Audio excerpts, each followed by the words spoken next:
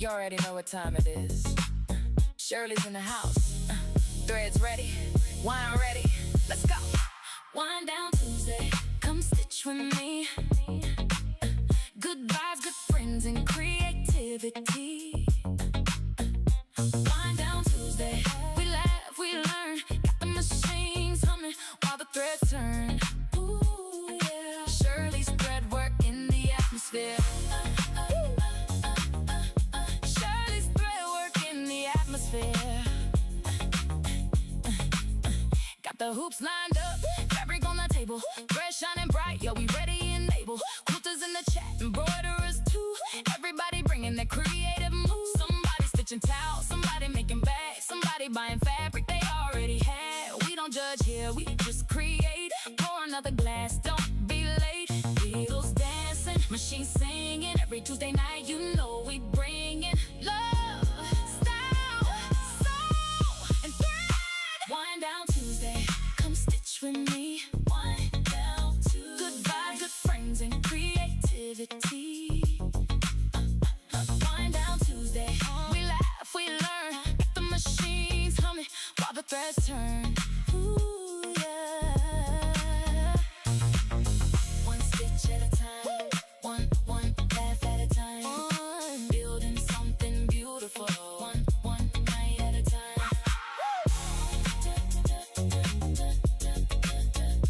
Wind down. Wind down Tuesday. Wind down Tuesday. Come vibe with me. Threads, quilts, hoops, and creativity.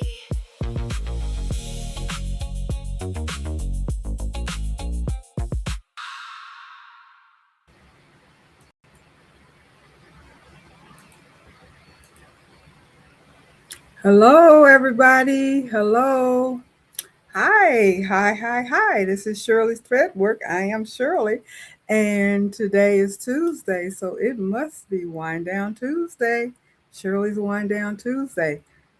Get your wine, get whatever you drink, and join me. Thank you guys for stopping by. I do appreciate it. I want to send a shout out to everybody out there in YouTube land and in Facebook land. And hello to everybody that will be watching the replay. Thank you so much. I do appreciate it. And hello to everybody that is currently in the chat. Thank you for stopping by. I do appreciate it. I tell you, my little girl, she gets to dancing and having a good time on Tuesday. Make me want to turn back the hands of time when I used to could do that.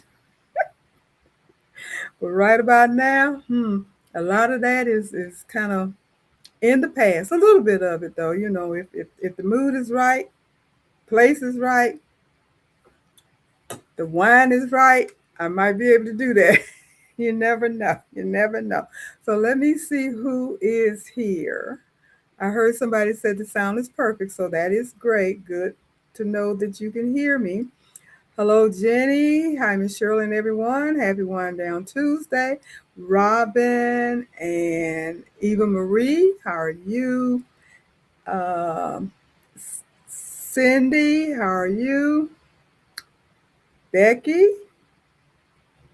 And who do we have else in here? So far, Picture Me Crafting by Merlinda. Hi. And Sherry, hi. How are you? We have Carol. She's here.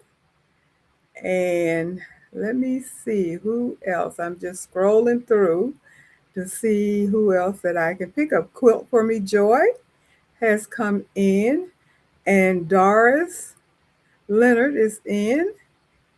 Let me see. Did I get everybody so far? I think I have. If I missed you, I'm sorry. I'll grab you on the next go around. I'm pretty sure. So, Miss Shirley, we can do a little jig at the EEM in October. Yeah, we're gonna do that. we're gonna figure out a way to do that. Who knows? We might get a chance to meet, get together at some place, have a little wine, play a little music, and do a little bounce and dance. You never know. You never know. Good times all the way around. I love some music and tell you, if the music is right, that does put a pep in my step sometimes. If my back is not hurting and my hip is not hurting, then I can get with it. So I do appreciate all of you being here tonight. Uh, okay, so we're going to go ahead and get started tonight on what we're going to talk about. And Rebecca, where are you? I see somebody saying hi to Rebecca. So who is Rebecca? Because I don't know. That may be somebody's name that is affiliated with a. Hi, Danielle. How are you? Anyway, let's keep moving on. So tonight we are going to talk about shopping, or the shopping we've done. However, we're not going to spend a dime. So what we're talking about is, would you buy it again knowing what you know now? And you may say, okay, Shirley, what is that all about? It is pretty much some of the things that we've been talking about, but it's a little deeper than that. Okay, Rebecca, I see you. You're here. All righty then. And we're going to take a look around our craft room, our quilting room, our sewing room, our embroidery room, whatever room that we may have, our studio with all of our many things in it. And just picture this. Think about it. What would you do if you wake up tomorrow and your entire crafting room is empty? I mean, everything is gone. Nobody stole it. Nothing serious has happened, but everything is gone. It's magically disappeared. Now you have to start all over from ground zero. What would you do? What would you get first? What would you replace? That's what we're going to talk about tonight.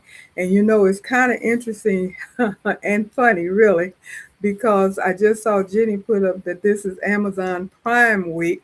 So, what that means is that some of us, including me, have the opportunity to go on to Amazon and stock up with some more stuff. And um,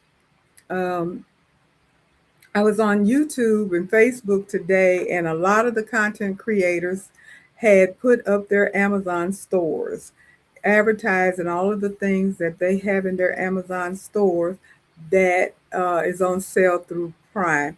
And don't forget about it. Amazon Prime is open from today through Friday, if I'm not mistaken. So I'm putting that out there, not to tell anybody to go out there and spend money, but we all will, because I have to tell you, I've already spent mine. What I'm going to get, I'm done, nothing else. And I did look, and it is tempting to get things, but I think I didn't do anything I didn't need to do. So anyway, with that, hi Kingsbury, you stopped in, and is there anybody else? Oh, and Cindy, you say you're stitching out another celebration design, free from Madeira threads. Okay, that's good, because we do have this 250th anniversary coming up pretty soon. But back to the imagination of an empty room. What would you do? Would you, first of all, I would panic and figure out what the devil happened. But this is just make believe. It's nothing that is nothing uh, tragic occurred. Just make believe everything has disappeared. Because what this is going to do is make you stop and think about what you have now that you really need, and what you have now that you don't need. So if that was to happen, the first thing, what are the first three things that you would buy again? Now, it was suggested when I was putting this together to give a price range of $2,000. And I said, that's not going to work. You're not even going to be able to get a good start, as we all know, especially if you are into any type of crafting that requires equipment. So I'm not going to put a price tag on what we would spend to replace, but I do want you to stop and think about it. What would you replace? What are some of the things that you feel are important? Machine, software, fabric, stabilizer, thread, gadget, everything. All of that stuff is gone except for one most important thing. Only one thing you still have, everything else is gone. And you know what that one thing is? Your knowledge. Everything that you have learned since you started your crafting journey. Mine for embroidery started in 2020. Other crafting things that I've done started many, many years ago, but my embroidery crafting experience started in 2020. And I have definitely, as you can see from behind me, you can't see everything I have. I've accumulated a whole lot of stuff. Whole lot of stuff. I got a closet full of stuff. I have things in storage. I have things here. I mean, you can't really see everything. But what are the first three things you would buy again? Put it in the chat and let's talk about it. And Robin said, we need lots of money. Tell me about it. I'm getting warm now. I thought I was chilly, but I'm not. So I guess I get out my jacket. You know, when you get a little taste of wine, I guess that's what warms you up. I guess I don't know, but I was chilly a few minutes ago. And so we're gonna go. I'm gonna go and see what people have put in here. Rebecca McGinnis, how you doing? You said keep my scan and cut, your PE 900, and your 15 needle. Okay. Cindy said you would keep your luminaire, your arrow sewing desk, and your totes that are filled. Jenny said that she would keep her stabilizer, thread, and fabric. Okay, now what are you going to do with it if you don't have a machine or anything to use it on? I'm just asking questions because everything is gone. Just keep that in mind. We have no equipment, no machines, no nothing. Everything is gone. Look at it that way. What would you put pick up first? Because we're trying to figure out what is really important to us and what not so much important but essential. Essential. Because we have a lot of things that aren't really essential, but we have them. Quill for Joy, my FOF has a new flagship sewing and embroidery machine coming out with a large hoop size, oh my goodness, of 18 by 18. I'm not a FOF girl, but this might be one of the items I would buy. That 18 by 18 is very tempting. Is that a multi-needle machine or is that a single needle? I am curious. See how we go? See how we do? Already. Carol says, after my 10 needle, I will replace my Juki TL18 and my computer. Robin said, Luminaire, Cutie Breeze with electronics and tons of fabric. That's what she would keep. Sherry, my brother 10 needle machine, dream box, craft box. Okay. You got a dream box? You go, girl. And Rebecca, I guess you would have to replace a laptop. Hi, Sherry Hancock. How are you? Thank you for stopping by. And Jenny said a multi-needle Avenir flexi spot table. So that's what you would replace your multi-needle, your Avenir, your flexi spot table. Sherry, thread needles and fabric tote. And Danielle, I think I'm just going to listen to what everybody else has to say because I don't think I want to play this game. And it is just a game. It is just a game. Don't get depressed. Quill for Joy, FOF new flagship is a oh, you did say sewing and embroidery combo machine. Okay, girl, that 18 by 18, that's bigger than the Avenir, the Luminaire and the Avenir. That I skipped to answering what Quill for Joy said, that FOF new flagship combination machine, sewing and embroidery 18 by 18. That is huge. That is huge. And Jennifer Hancock, I missed the question. The question is,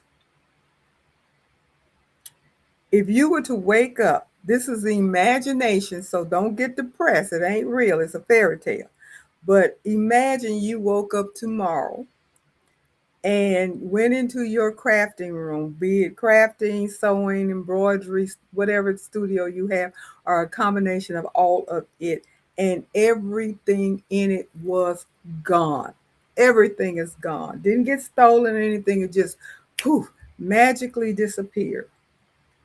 So, what are the first three things that you would replace? The first three items, because that gets you to thinking out of all the things that you have, what do you feel is essential to get yourself back started again? Something, because when we all started many years ago, we didn't have it all that we had. We all started off with one or two or three things, and then we built on that. And then I'm including notions and fabrics, everything is included. What is important? I know for me, I would get an embroidery machine, and I'm not going to tell you which one yet because that's something we'll talk about down the line. I would get software, so therefore I would have to have a laptop. So those are my three things to start off with: my embroidery machine, my user friendly software, and a laptop to use it on. And I think with that, of course, you're going to have to add something to do something with, but that can get you started because for me, what I'm thinking about, that will help me pretty much learn how to do what it is that I'm doing. Although I did say we already had our knowledge, so we don't have to really learn anything else. Whatever knowledge base we have right now, we did not lose that. We're just replacing tangible items. So let me correct that. So tangible items. So let me rethink about that again. I'll come back because I don't think that would be what I would need to do because I don't need to learn. Well, I do need to learn more stuff, but I don't need to learn to start all over because I already know some things where I could get started. Okay, who else is playing the game? Mm-mm-mm-mm. And Quill for Joy said I would have to add my TV. Hi Pearl, how you doing? I would keep everything except for three cricket machines. No, you lost everything, so you can't keep it. It's gone. Um, Sherry said Danielle's a winner. And oh my goodness, Danielle just sad thinking about it. Don't do that. Don't be sad. And Quilper Joyce, I hope I don't have a nightmare over this imaginary scenario. I don't want to get nobody depressed.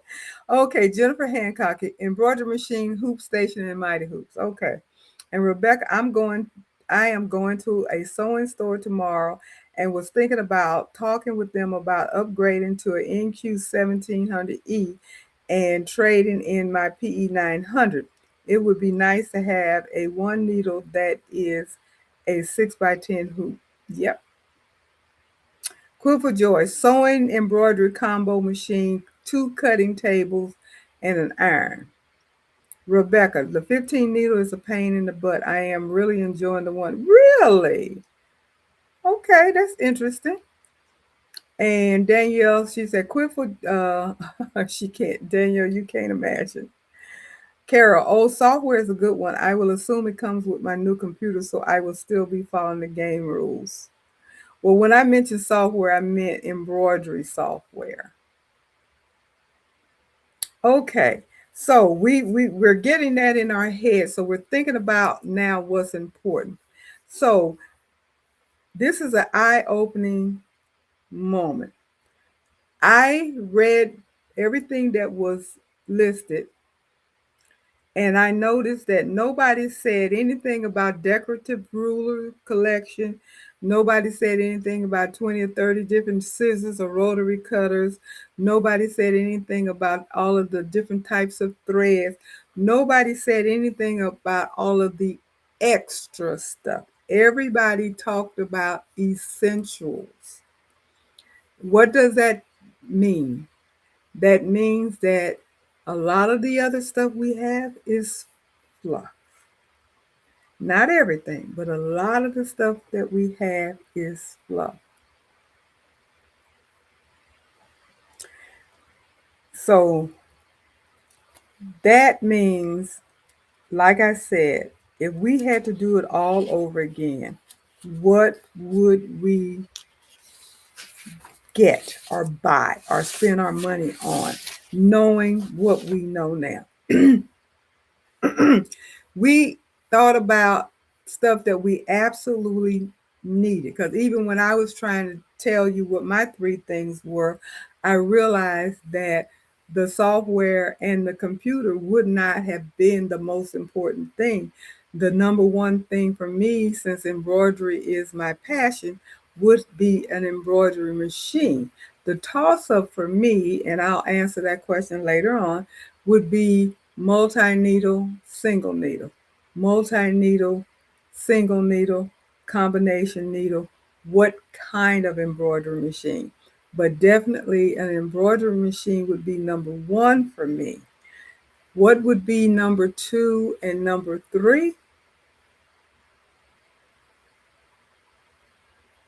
I guess, in all honesty, it would have to be embroidery designs and something to stitch on. That would be it. So that's my number three top things. Now, that's not to say I don't need to add other stuff on there. Obviously, you do. But my top three things, and again, I didn't mention anything that was decorative. I didn't mention anything that was something that you can't live without. So there was no fancy gadgets, no specialty tools, no duplicate tools, no fancy organizing stuff, no big fabric collection. None of those things were mentioned by anybody, not even myself.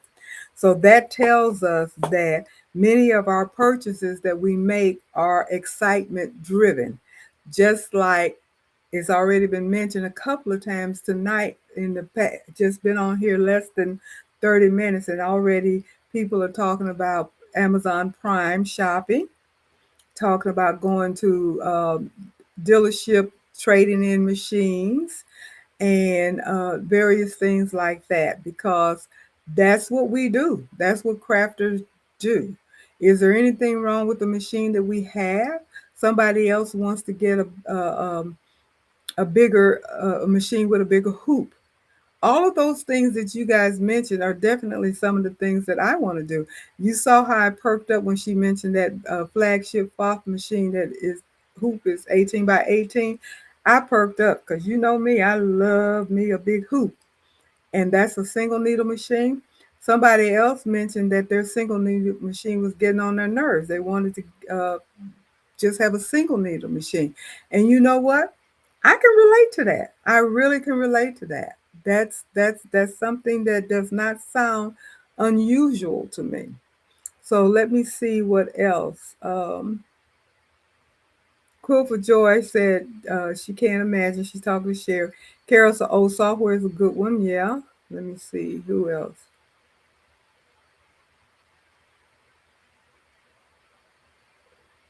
And Pearl said, "I guess I would replace everything and have one Cricut machine."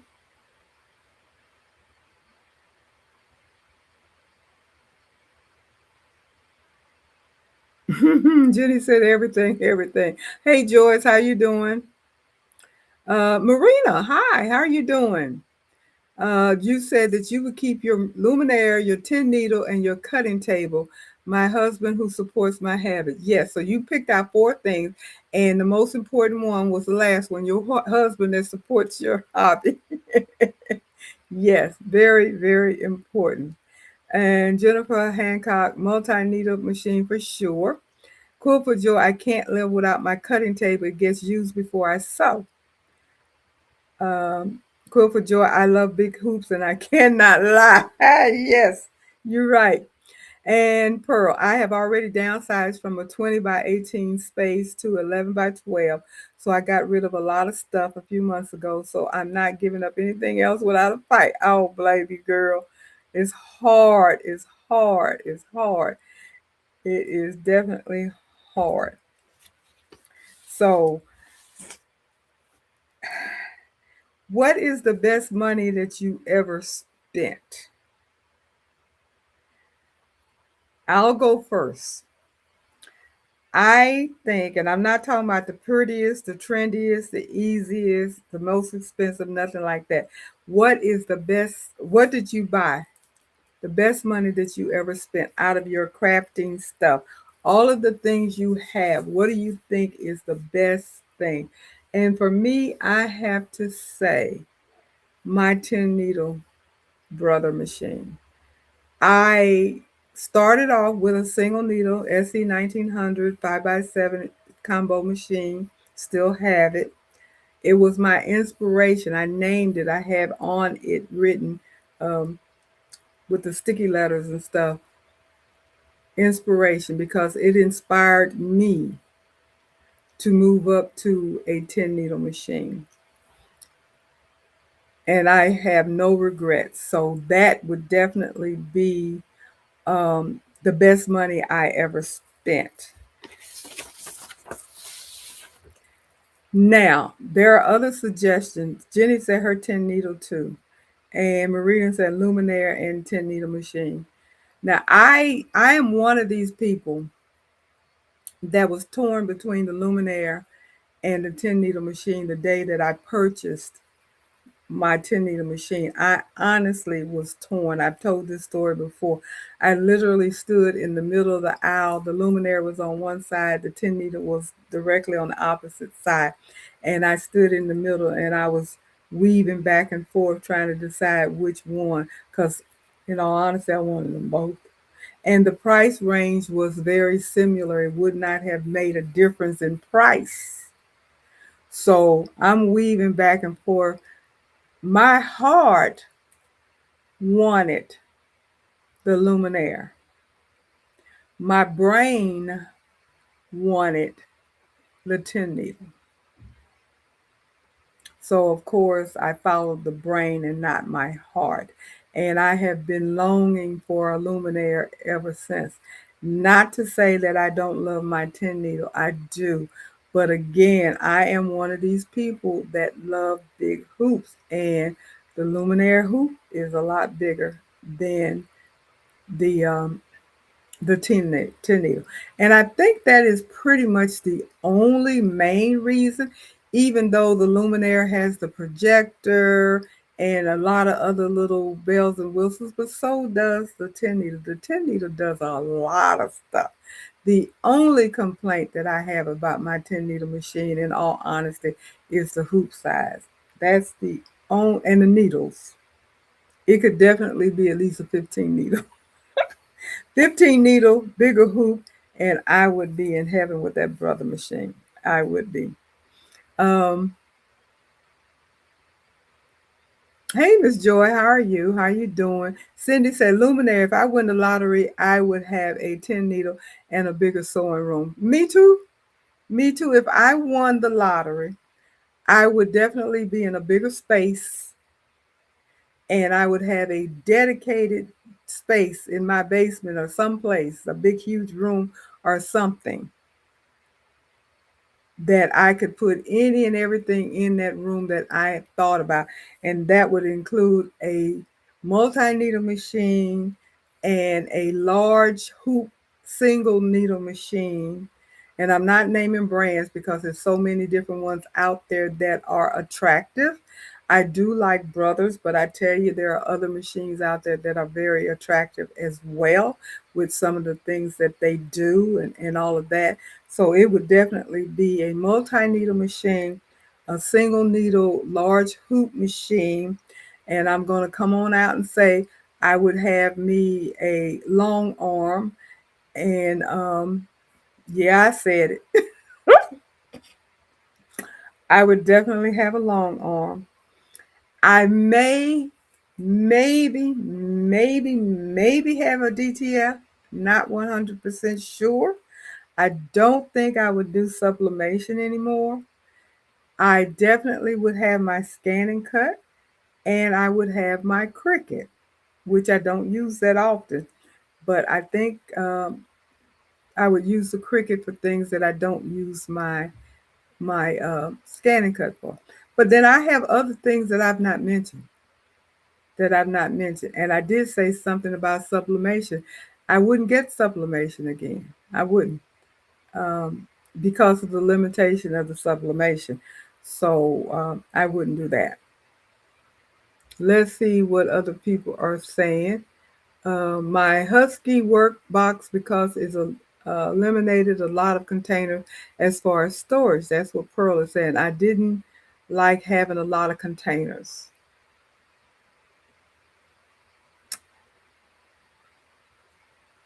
And Rebecca said, wow, y'all have basements. I live in Tornado Alley, Texas, and no one here has a basement. Yeah, tell me about it. I lived in Florida. People don't have basements in Florida either. And Cindy said, then you need robotics for the long arm. Yes, I would have the whole setup, Cindy. I would have the whole setup. I wouldn't just have the frame. I would have the grace, and I'd have the screen. I'd have all of that. Yes, that if I was going to go that route, that's what I do. Even if I had the room here, I would get a cutie. I would get oh crap. What's that thing? The Rebel. I would get a cutie, a Rebel, and then I would get one of the small computerized robotic thing. And because you see the quilt on the wall, that's the one that I showed you guys last week. I did that one on my 10 needle machine. I did edge to edge on it. It is possible to do, but it is tedious. It is very tedious. So, in order to be able to do a lot of quilting, you need the long arm or something similar to that.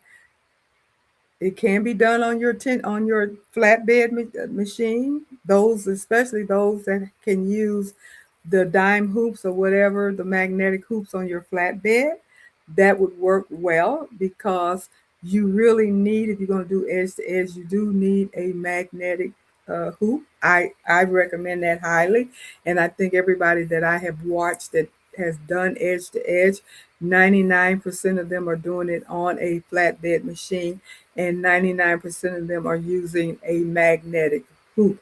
That's what makes it bearable. I did mine on my 10 needle machine, and I did use a magnetic hoop, which made it bearable, but I still ended up with 30 hoopings. Actually, it was 6 hoopings where I actually took the hoop off of the machine, but then out of the 6 hooping, I had to move the quilt down 5 times per row. So you put all of that together, that is basically 30 hoopings. Not impossible to do, but it is tedious and boring. And boring. I think that's part of what makes it tedious. Rebecca McGinnis, DTF, I have heard of it. It is not healthy for your lungs, the powder. Yes. They have and I'm trying to think who has it. I want to say it's X Tool. I want to say it's X Tool, but don't quote me on it. Has a new DTF machine that has a built-in filter. You don't have to have the windows open and all that kind of stuff. And it is much better on your lungs. So they're getting much better with that. I was looking at that and I said, if I had the room, I might look into that, but I don't, so I don't have to. And Carol said, you are beyond hope. You have gone to the crook side. Yeah, I went over there to the dark side, Carol. I sure did.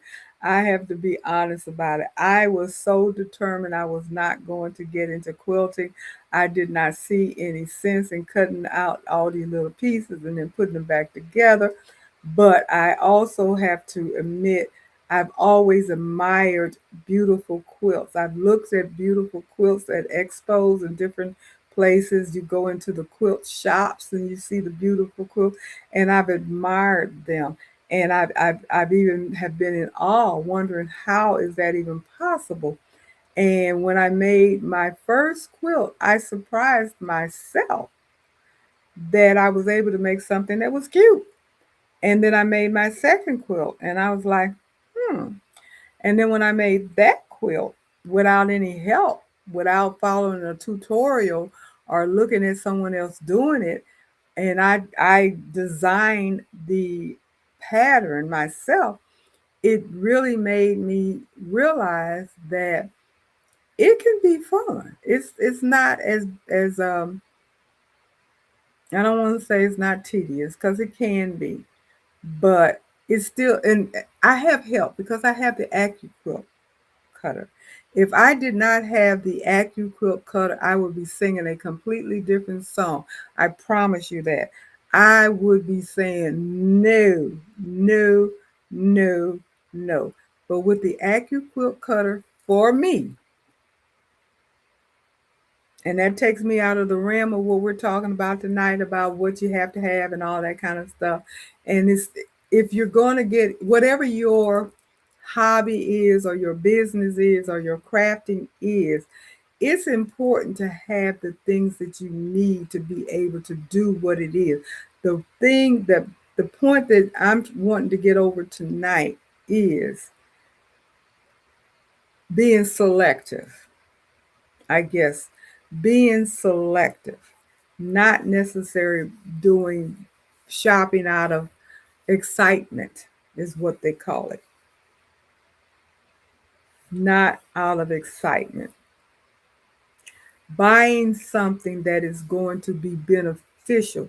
What saves you the most time? What makes you the most efficient? What makes you able to complete the task correctly? Those are the things that we need to spend more time on concentrating on when we purchase something.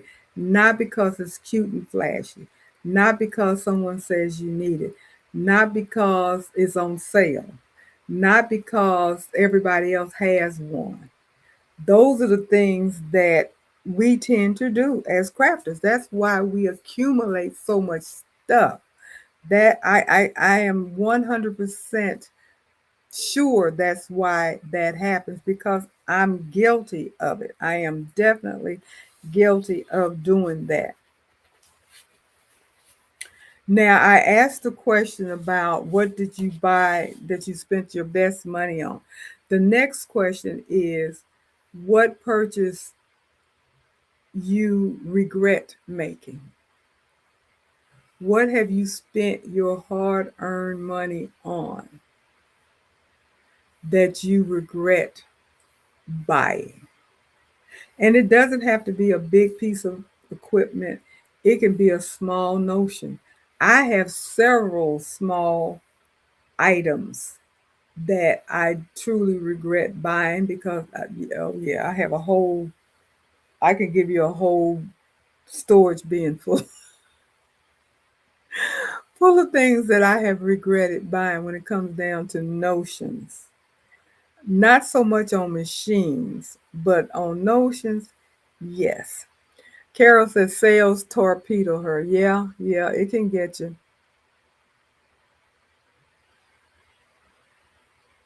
It can get you. Let me see what else someone said. Uh,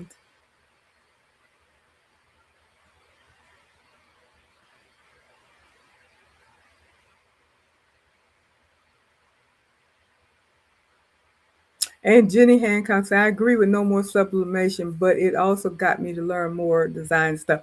I don't dislike sublimation. I dislike the limitation of sublimation. When I first got into sublimation, it wasn't something that I had said I was going to get involved in when I first heard about it. And I have to be honest about it. I went with the flow. I saw Eve from Baby's Booty moved into sublimation, and I said, nope, not for me. Then my son started talking to me about sublimation. And then we started talking about the possibility of how you can make money. And at the time, in the beginning, when we first started, it did work. People were buying shirts, you could sell them. And it was really fun and easy. And I like doing it. And you got the heat press and you got the ink and you got your sublimation paper, we got the printer, all of that stuff, and it was working fine. But then you realize it didn't take long to realize the limitation of sublimation, especially with garments, because it had to be white and it had to be polyester. And you can only wear so many white polyester shirts. I don't care what you got printed on it. That gets to be a bit boring. And so it just kind of fell out of favor. Then people started moving more towards the cups and the tumblers and all those kinds of things, which people still do, which will keep sublimation alive a little bit, although you do that with DTF now as well. But that's kind of what has moved me away from sublimation, because um, it's limited. It's limited to polyester, and it has to be at least 50% polyester. And it doesn't necessarily have to be bright white, but it does have to be light. So you still are limited. With DTF, you can do whatever. So that's why it's taken over. That's kind of how it goes. And Cindy said if I had a bigger hoop, it would be less hoop, and that is true. And Carol said there are good people on the quilt side. Yes, there are a lot of good people. I always wondered why people were so into quilting. I really did. I couldn't understand it. I could not understand why are people into quilting. And now I'm beginning to understand it a lot better, because I have found myself looking at more and more quilting um, YouTube videos, which I have to say, why am I looking at this quilting stuff? Let me find something about some embroidery on it. Stop gravitating towards this quilting stuff.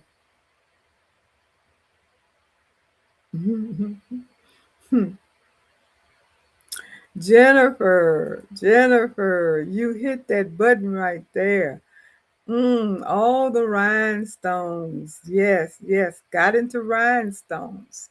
Got into rhinestone. And Sherry says, too much Kimberbell kits. I could have several magnetic hoops. I guess so for all the Kimberbell kits. And,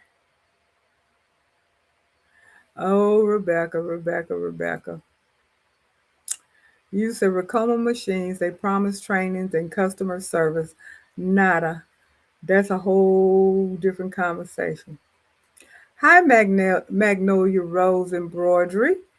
You said you regret buying your Sawgrass 500 sublimation machine. Well, let me tell you again, we're talking about bad purchases or regretful purchases. I bought the very first sublimation printer I bought was a Chromoblast. I don't know if anybody even remembers that. That was just a scam. They should not have even put that one on the market. I did not understand sublimation, and I did not read the information correctly, nor did I understand what they were saying. And I was under the impression the chromoblast meant you could sublimate on cotton. And I purchased it, brought it, got it home, put the ink and everything in it, and doing my reading and everything, I realized that that was not the case. You could sublimate, it just didn't come out. So here I am with a machine that's useless to me, and I tried to return it. And we went back and forth, and then they agreed to take it back, but they were going to take it back at such a loss that it would not have been beneficial to me. I would have had no machine, and I still would have been out of quite a bit of money. So I ended up keeping the chroma back. Well, I got rid of it, but I didn't give it back to them. Then I bought the 500 Sawgrass, the regular one, and I used it for a while, but I wanted the bigger one. So I was able to get the bigger one. My wonderful son that comes on here periodically had purchased one, and he realized he wasn't going to use it for some reason.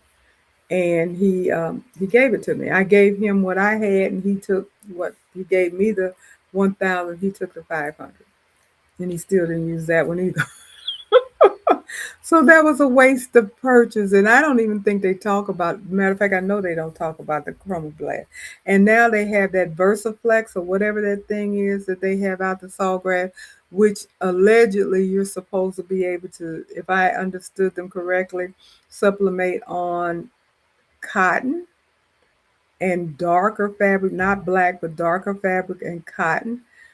But it looks 100% exactly like the regular Sawgrass machine.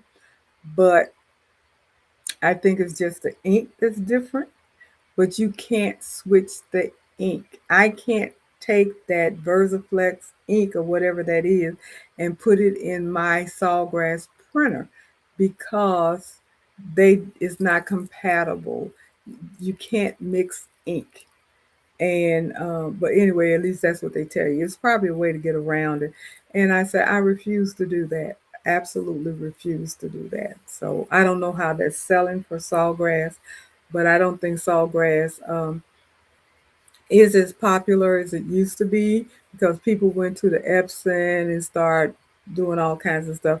And now, and then DTG came out, direct to garment, and then DTF, direct to film, came out, and people are just kind of moving away from sublimation, except for cups and tumblers and different hard substrates. So that's kind of how that goes. Uh, Quilt for Joy. The one thing I don't use is my art floor lamp, which I have an art floor lamp, as you can see, and I don't use it as much as I used to. I used to use it a lot. I don't anymore. I only need it maybe once a year. I fell into the hype, and we all love great lighting, but my lighting is fine. I don't need it.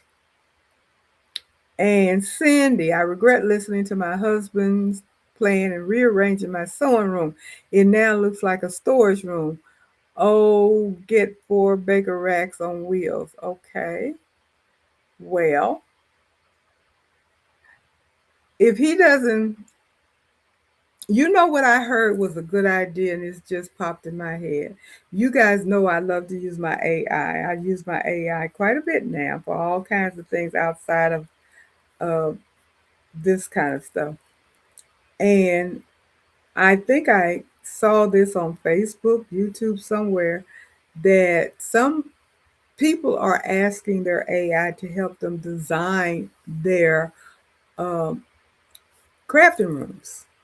They give them the measurements, they tell them what they have in their rooms, what they need to be able to use, and they let AI suggest to them how to set it up. I thought that was pretty cool.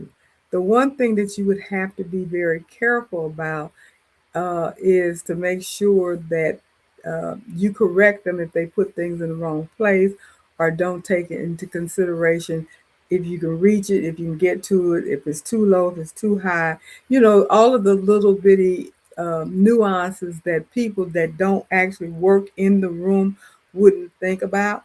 Because I know with my husband and he's I'm noticing he's coming in here more often, which is a little surprising because usually he kind of stays away, but sometimes he'll just come in and look at my machine and look at it moving and stuff. And I'm like, okay, why are you here? But anyway, he doesn't understand the functionality of my room and where things are where they are, not because of being, loving clutter and chaos and all that stuff.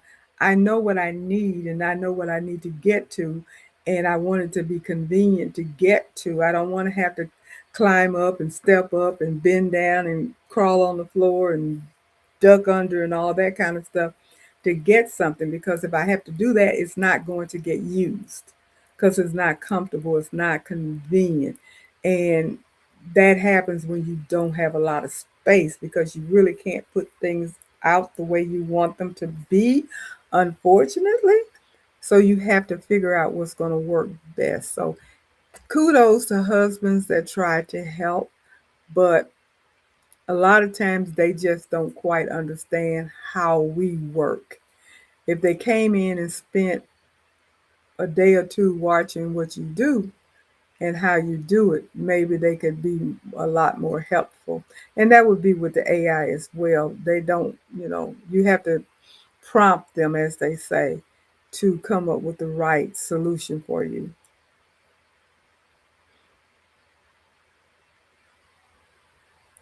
And Robin said, "Oh, I never thought of that. What a great idea. Chat GPT is going to be busy tomorrow." Yes, yes, yes, yes. Sharon Davenport. I want a sawgrass printer, and after reading up on it and how expensive the ink is, I haven't even opened it. Oh, no. And hi, Margot. How are you? It's been a minute. You know what? I hate to hear that, Sharon, because yes, ink is expensive. That part is true. But the most expensive part was the machine. I take that back. Because ink can run you, but it lasts a while. I hate to see you not being able to enjoy something that you want because of the cost. But ink is expensive. That whoever told you that told the truth. Ink is expensive, and that's another reason why I'm not doing my sawgrass anymore, because I don't have the I don't have customers that are asking for sublimated shirts anymore. I don't have people that are asking for tumblers and cups anymore like I had in the beginning, when things are first getting there and rolling out and everybody's doing stuff. Then you have a lot of interest. People have gone towards DTF, so it's not a lot of interest for that. So that's one reason why I don't do that, because I have the tumbler um, heat press. I don't use it. I have the Cricut heat press. I'm not Cricut. Well, I have a Cricut heat press, but I have the Cricut mug tumbler thing that I used to use all the time. I don't use it. And even my husband said, "You don't do tumblers and cups anymore?" No, I don't. And we don't need any more, so I'm not making any more to be around the house. Cindy, reality is we will be remodeling soon, and now my room is going to be easier during that downtime. We are starting on the other end. Good, good. That is so good. Get a remodel and get it fixed the way you want it. And of course, Miss Joy is always looking out for me. Thumbs up are always great. Thank you so much. I do appreciate it. And always appreciate that. So, we talked about a little bit about what purchases disappointed you guys. What else have you guys? I told you the stuff that I've had. What disappointed you? Don't bash any companies. We don't want to do that. But why didn't it work for you? Was it, you got it before wrong timing? Was it too advanced? Uh, you were uncomfortable learning how to use it. It didn't solve the problem that you were trying to achieve. It took too much lesson. For me, I have to say one of the most disappointing purchases that I have made is my Hatch digitizing software and my Brother PE11. Those two digitizing software, and I bought them both, and I've not used either one of them. That's my fault. I started off trying to learn how to digitize when I first started embroidering, which was wrong. I just jumped in with both feet, thinking that, everything is a piece of cake. No, it's not. And I was working full time at the time, and I just could not keep up. I was working full time. I was learning a skill, and I was also starting a business because that was during the pandemic, and everybody in the world were making masks as I was, and I was selling them. So my downtime was working, making money on both ends, my full time and my hustle. So it really wasn't any time. to actually learn the software, even though I had purchased it and was going to take the class and did go to one or two online sessions and stuff, but I couldn't keep up. And I haven't put forth the effort to do that anymore. But yes, I kind of regret that because I have to be honest about it. I don't need it. I really don't need it. I have bought embryons and I have been able to do everything I want and need to do to do what I do with embroidery. And if it's something that I need that that needs to be digitized, I've been lucky enough to find good digitizers. So I just get someone to digitize something for me. And it's not like I'm spending a lot of money because if I'm doing it for a customer, they pay for it.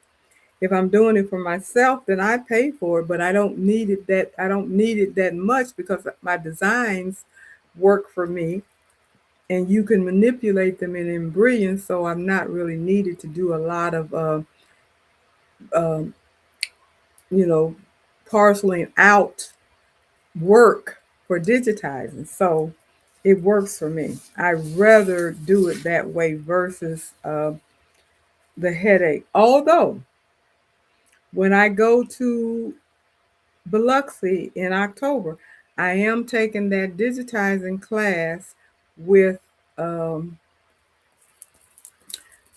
Lisa Shaw. And that's because I want to know the basics. I want to know the basics. So, when you see a bad stitch out, maybe you can go in, maybe I can go in and fix it and at least understand what it is I'm looking at. I think you need to do that. And Jennifer Hancock said, I need to find a good digitizer. Um, I use, what's that man named? Fossil. He's a foreigner. Jeanette Woods from Baroque Sewing and Craft recommended him, and I've been using him ever since. And he's quick, he's reasonable, and he's good. So that's who I've been using. And let me see if I can find his name. So this will be a shout out to him.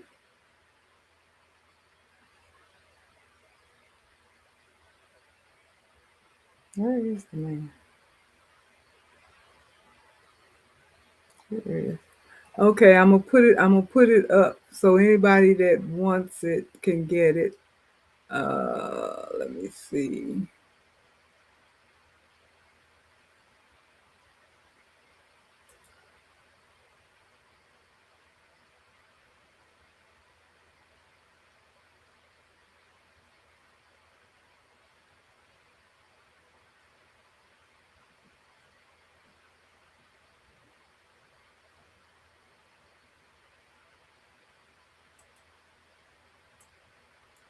I think this will work. I'm gonna put his name up here, and you can get in touch with him. I get in touch with him on Messenger on Facebook. That's how I've been able to reach him. And I just text him, and he gets back to me. And if you decide to use him, you can just tell him I sent you. I don't get anything for it, but at least he'll know how you found him.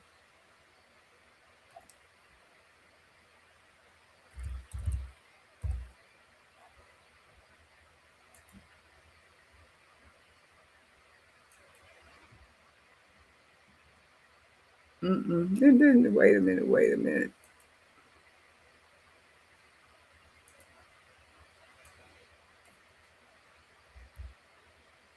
How come that one didn't go?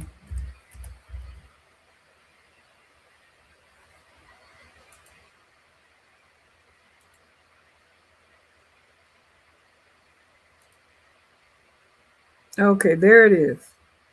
That's his name. Down here, I don't know if you can see my cursor, but it's over. over here in the corner. You can write that down. I'll leave it up for a little while. And you can write that down and check him out. He might be able to help you out. Hopefully, he will. And somebody says Z Digitizer. Yes, I've used them before. Quill for Joy. There are other crafting things that I'm interested in, but I won't because of the money, the time, and for me, I have to settle for embroidery and quilting only. These are my two lanes. And okay, Danielle, you use Fossil as well, obviously. And Rebecca is up here on the screen here, so hopefully that is how you spell his name. And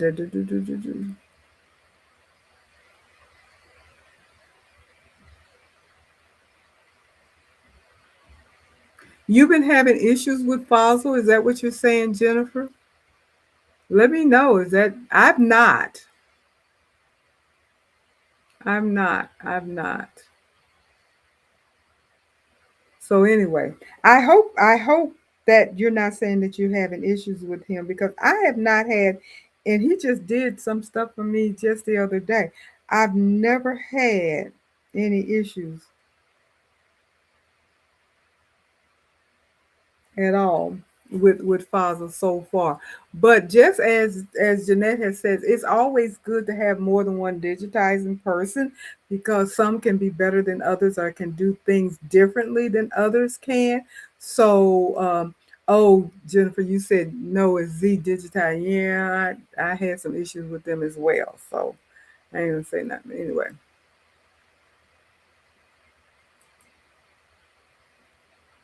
Ms. Joy, several people have said they have had problems with them. I told them when I used them, I had no problem, but that has been a while now. Yeah, I used to promote them a while back, and they're okay. I'll put it that way. I'm not gonna bash them. I had one or two issues, but nothing serious. They weren't bad. They weren't bad. But everybody is different and all of that kind of stuff. So you never know. And somebody says Z Digitize, who has been said they have had problems with them lately. Yeah. Well, I know that Jeanette has some other ones, so go on her Facebook, and I think it's in her resource area, and I think she has names of a couple of other digitizers. I have not used anybody but Fossil, and like I said, I've not had any trouble. He has been quick. He has been reasonable in his prices, and he does like to know how things worked out. And if they don't, work out the way you want, then let him know and he'll fix it for you. At least that's the experience that I have had. So I'm not I don't have anything bad to say. And yes, happy birthday, Miss Joy. I believe it was yesterday. So happy belated. I think it was yesterday. Might have been today. I don't know. Things go quickly. You never know. So let me see.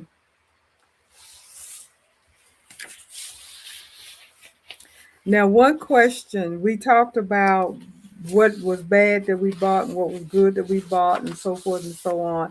I want to ask a question specifically about machine, and specifically if you are an embroiderer, your embroidery machine. Would you buy your embroidery machine again if you could start all over from ground zero? You never had bought, you didn't buy, you never you don't have an embroidery machine now, but you do have the knowledge of how to use an embroidery machine, and you have the experience of using the embroidery machine that you currently own. The question is, would you buy that machine again? Or would you buy something different? That's the question. And Would it be the same machine, a different machine, a bigger machine, a smaller machine, and why? I will go first. I kind of alluded to this already. I If I had to start all over again and went into my embroidery room and nothing was in there and I had the money and I had to buy another machine, what would I buy? Would I buy my 10 needle? Would I buy something else? My answer is I would buy a multi needle machine, but it would not be my brother PR 1055X. It probably would be, from what I know, not just from advertisement and what I've read and what I've seen on videos, because I've not used the machine before. I would buy the Melco Summit.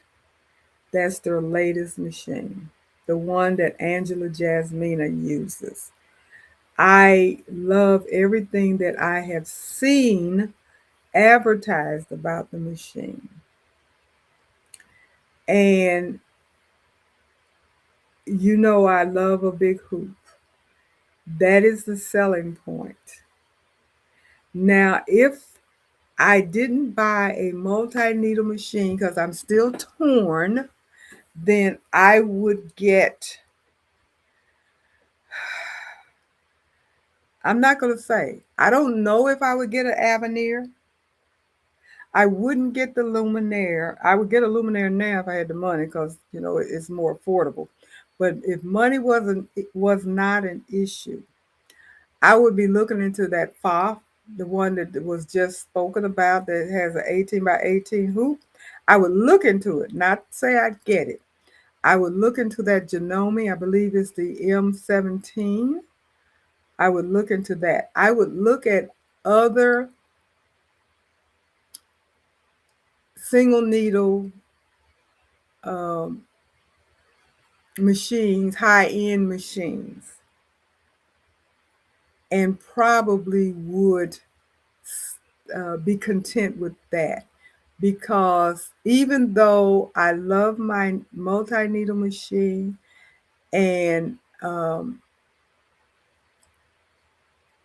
do wish I had both. Just be honest. I wish I had a multi needle machine and a large hoop single needle machine. I'm going to leave it at that. A multi needle machine and a large hoop single machine, and I would be happy. Because I don't want to say, oh, I don't want a multi needle machine. Because I tell you, I love the fact that I can put the thread on there and program it and don't have to go back and change thread, change thread, change thread. I love that. But I also love some of the features that are on the single needle high end machines that are not on some of these multi needle machines.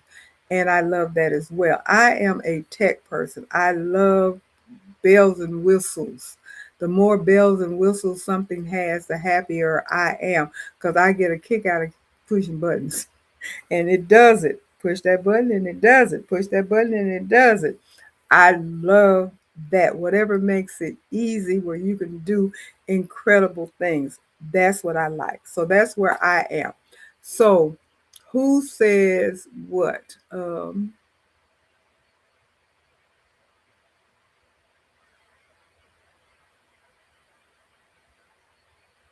Robin said, if I had the money, I'd get a Luminaire. Yep. Sharon says, I would get another Luminaire. Yep. Eva Marie, however, I would like to have gotten a large 15 needle machine, but I would need some serious class training. You would be surprised how quickly you would be able to learn that machine. I promise you, you would be surprised. It looks intimidating. I've never had a 15 needle machine, only my 10 needle machine, but I have to admit to it, it did not take me long to learn how to use the machine. Now, do I know how to do every function on the machine? No, but it's just a matter of knowing what button to push and what it does. And there's a manual and I have a playbook. So it's not, That I don't know is on me, that I haven't taken the time to practice. I've experienced just about everything it'll do, but I haven't taken the time to practice to make sure I know how to do it. Excuse me.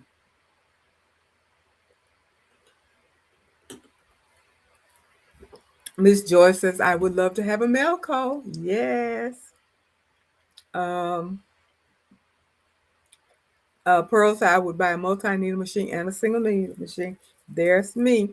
And Quip for Joy says, no, I would buy the Bernina 990 sewing and embroidery combo because it has great needle placement features.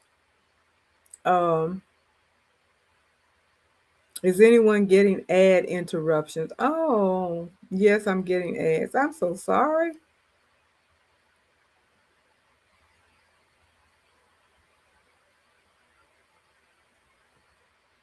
And Miss Joy, what is that? That your advertising has a hoop size of hoop size of 23 by 15. I don't know what that is. I don't if I don't know what you're trying to say, Miss Joy. And so all of you are getting a lot of ads. The Sotec. Okay. The Sotec machine. Okay. They have, you know what? I looked at the Sotec machine, 23 by 15, 15 needle.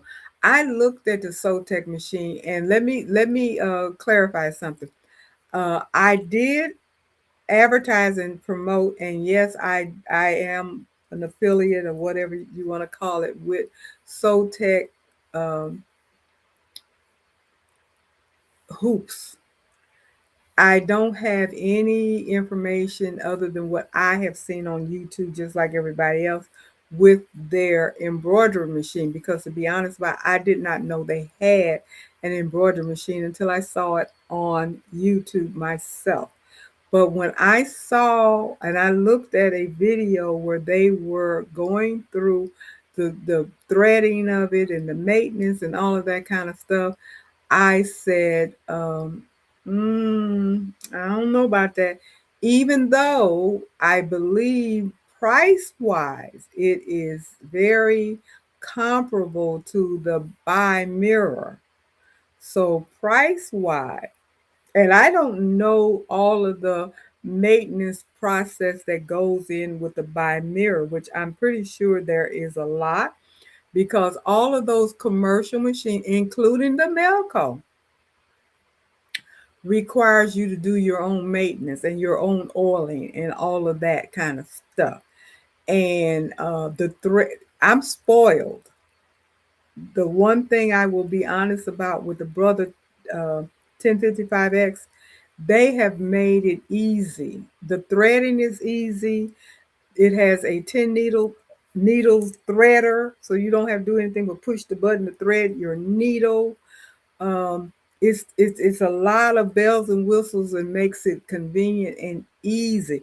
You use home needles, so they're not the round ones; they're the flathead needles. Therefore, they're easy to change. With the round needles, you have to make sure you get them in straight, and sometimes you have to use a special apparatus to do that, and you have to hand thread all of the needles. I don't think any of them they may, but I'm not aware of have auto threaders, and I love an auto threader with these eyes. That even though I have threaded manually on this machine, but I do love the fact that you push a button, thread your needle, push a button, thread your needle. I love that.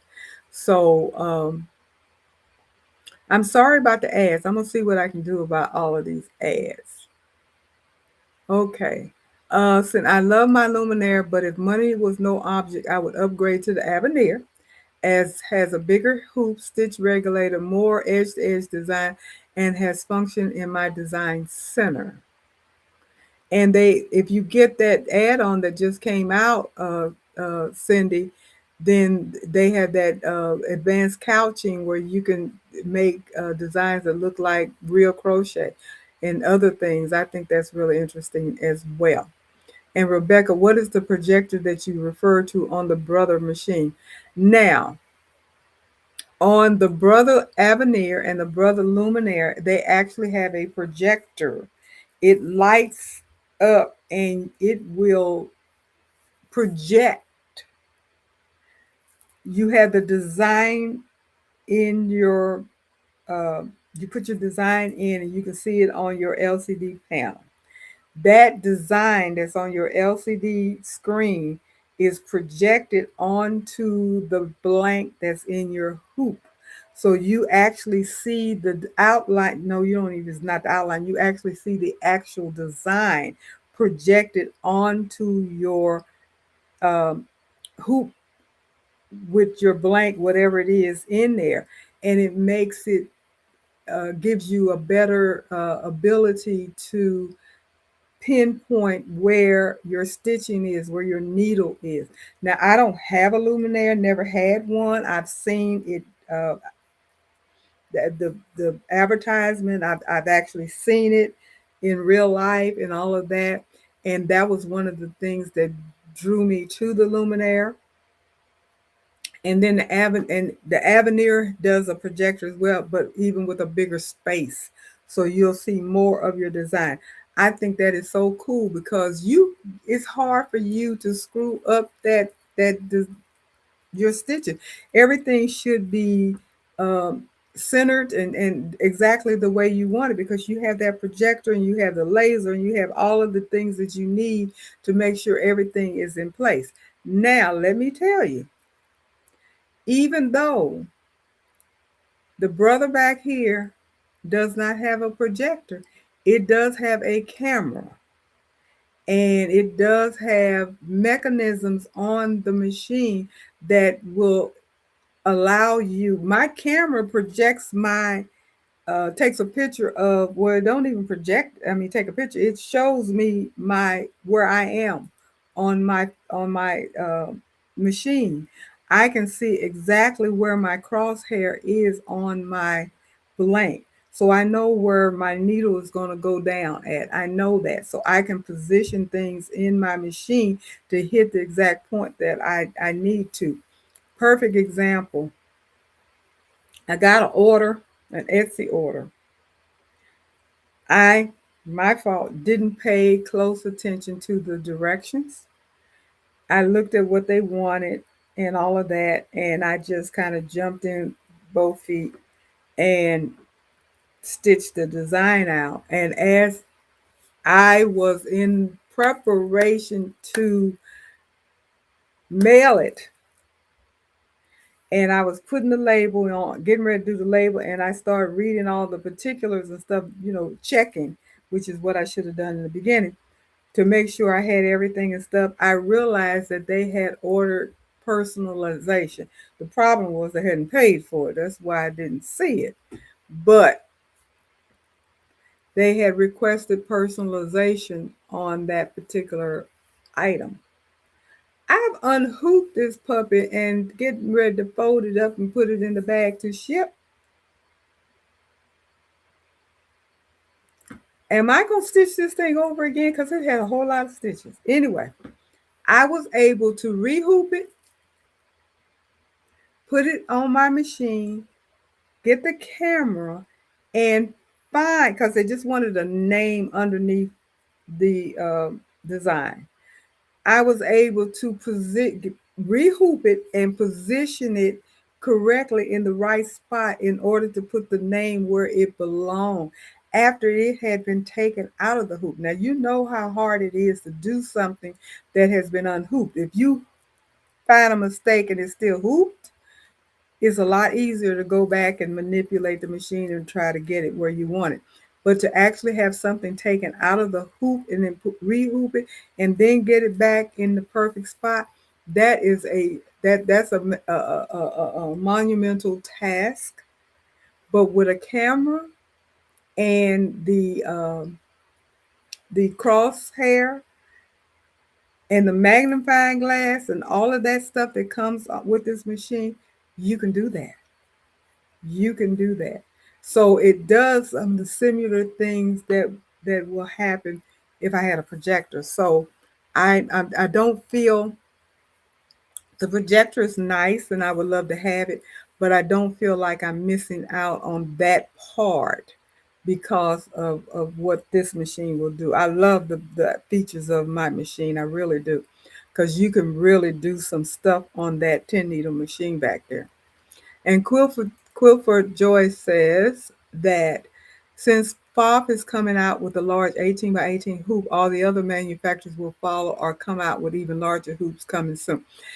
That may or may not be true, because let me tell you, it's a whole bunch of larger hoops for the multi-needle machine, and brother has not come out with a larger hoop.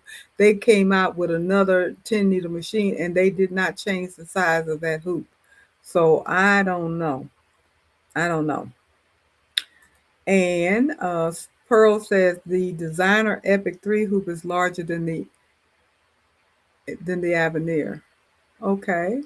The Avenir is 10 and 5/8 by 18, I want to say.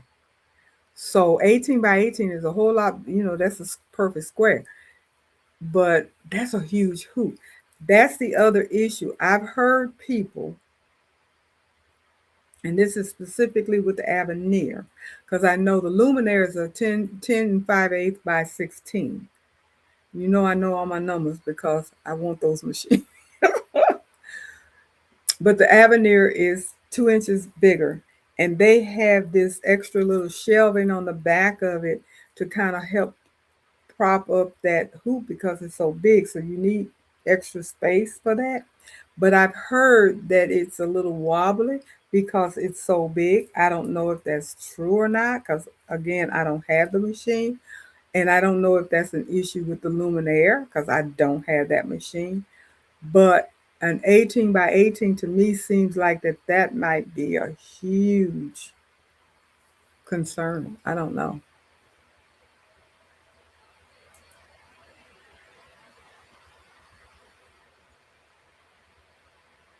Okay, so that's for Jenny. Duh, duh, duh, duh. Oh, I am so sorry about these ad interruptions. I'm so sorry. I'm gonna have to figure out how to change. Is this more than what it's been being? If it is, let me know. Miss Joyce says SoTech has several warehouse training center, maintenance centers in Los Angeles near her. Okay, well that's good. That's kind of like by mirror. So SoTech is new to me. I did not know that SoTech had a machine, as I said. So it's good to know because I know they are Asian. I don't know if it's Chinese, Japanese, or whatever. I know that they're Asian company. Hi, Faker. How you doing? Thank you for stopping by.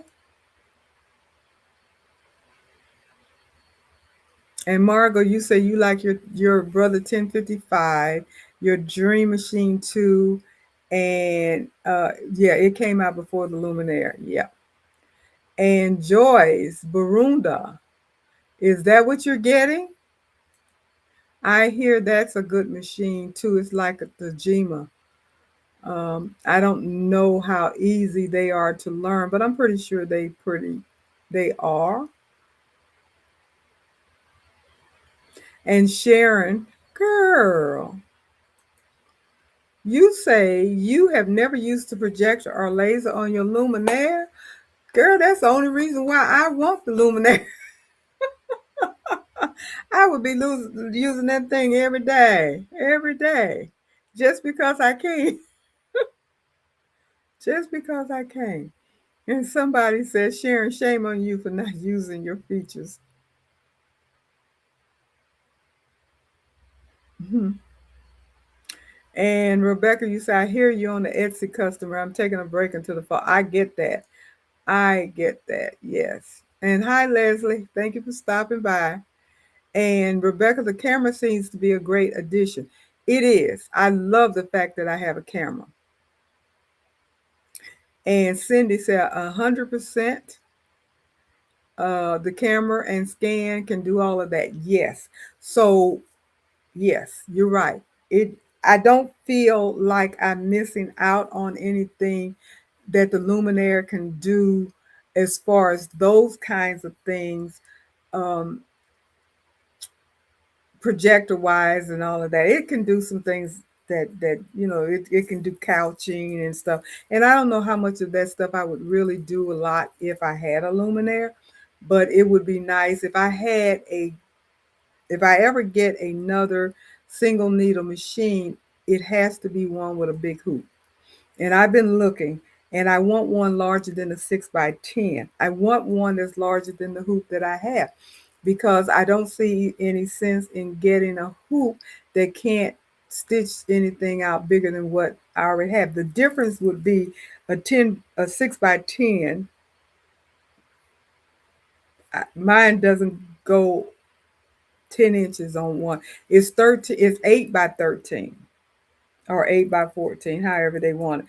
But it's not a true 8 by 14, as you all know it. You lose like a quarter of an inch or so all the way around, so it's not true. But the largest hoop is like a 8 by 14, which is a decent sized hoop. But that's the hoop that comes with the machine. The mighty hoop that I use consistently is only an 8 by 13, and that's like a 7 and 7/8 by 12 and 7/8 or 13, whatever. I don't know. But you lose real estate. You definitely use real estate. So Robin said there's more ads tonight. Okay, good. I'm going to look into that and see if that can't be changed some kind of way, because I don't want you guys to be bothered with a lot of ads and stuff. So I do have a quiz, you guys. I have one. What kind of crafter buyer are you? What kind? Because what we were talking about tonight is, would you get the same thing that you already have? And most of us pretty much are satisfied with what we got, and we probably would buy the same thing. Some things I would not get, and I think we all kind of mentioned, we won't get crickets and sublimations and rhinestones and some of the things like that that we've bought because we realized we didn't need them, we're not using them, waste of money. I think most of us have decided that we would probably get the necessity, but this is going to ask you to think about it. So we're going to go ahead and do this quiz. What kind of crafting buyer are you? And you guys will add up your own points.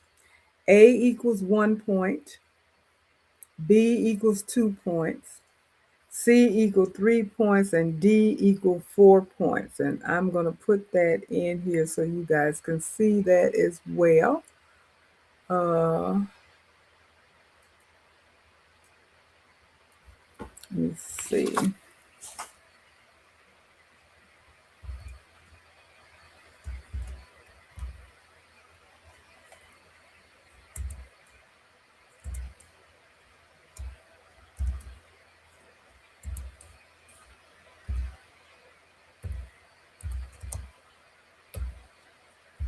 Two equals, no, B equals.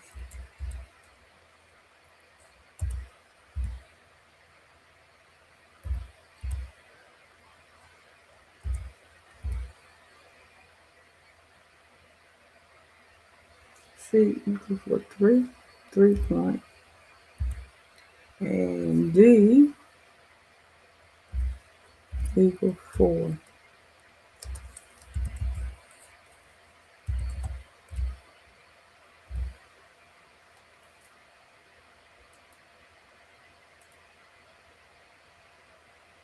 So that's your legend there. A equal 1, B equal 2, C equal 3, and D equal 4. When we get ready to count them up, I'll leave that up. When we get ready to count, so you know what your score. Keep a running total of your score so you know where you are. So, you guys ready? Question number 1. Question number 1. You see a 50% off sale on embroidery designs. A, you buy a bunch of them immediately. B, you buy several just in case. C, you buy only those on your project list. And D, you ignore it unless you need to use it right away or right now.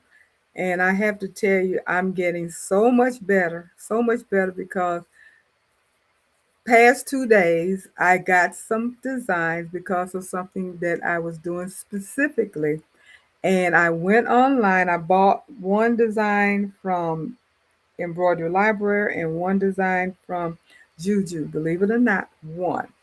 I went on both of them, and I have to tell you, I did look and I did see a few things, and I decided I'm only going to get what I came on here for. And I left with one design. And when I went to Embroidery Library first, and I did that, and then I went to Design by Juju, and I did the exact same thing. I looked around, I saw some things I liked, but I decided get what you came for, and that's what I did. So I bought one from Juju and one from Embroidery Library, and I was so proud of myself that I only bought what I needed. Isn't it wonderful? So repeat: A, buy lots of them immediately because it's 50% off. B, buy several of them just in case you think you're going to want to use it. C, only buy the ones for your project that you went on there for. And D, ignore it unless you are going to use it right away. Kingsbury Craft, I am going to work on the ad thing. I can't do anything about it right now. I have to go into the uh, YouTube studio and all that stuff and see what's going on. But I think I can fix it. So hopefully next week we won't have all of these different ads because I did not know that you guys were getting because I don't get it. I don't see what's going on, so I don't know that. But I'm definitely going to look into that. So I do apologize to everybody about all of these ads because it can be distracting. Question number 2. Hey, Andrea, how you doing? Question number 2. Before purchasing a new tool, you you click on add to cart. That's A. You put it in your cart. If you're like me, I put stuff in my cart and it'll sit there for weeks. So A, you click add to cart. You see it, a new tool, bam, you instantly put it in your cart. B, you watch one or two videos about that tool. One or two videos about that tool. C, you research several reviews about the tool. And D, you ask yourself whether it's going to solve a real problem before you buy it. So, question number 2: before purchasing a new tool or equipment of some kind, you instantly click add to cart. You see it, bam, it's in your cart. B, you watch one or two videos, kind of figure out what it does. C, you do an in-depth research, you look at several reviews. And D, you ask yourself, based upon your research, is it going to solve a real problem before you purchase it? That's C. Question 2.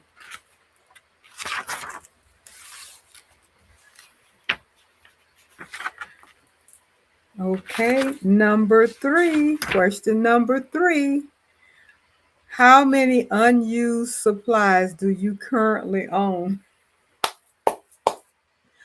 How many unused supplies do you currently own? This is question number 3. A, don't judge me. That's the answer. A, don't judge me. B, quite a few. Now we're talking about unused supplies. We bought them, we don't use them. C is some, and D is very few. So again, question number 3. How many unused supplies do you currently own? And when I say unused, I mean not brand new stuff that you just haven't gotten to yet because you stocked up a little bit. I'm talking about stuff that you bought and it has never come out the bag, the box, and it's just sitting there. You bought it because you saw it and you thought you needed it and probably forgot you even had it and haven't opened it. So, how many unused supplies? A is don't judge me. B, quite a few. C, some. And D, very few. So, I'm going to do my tally as well.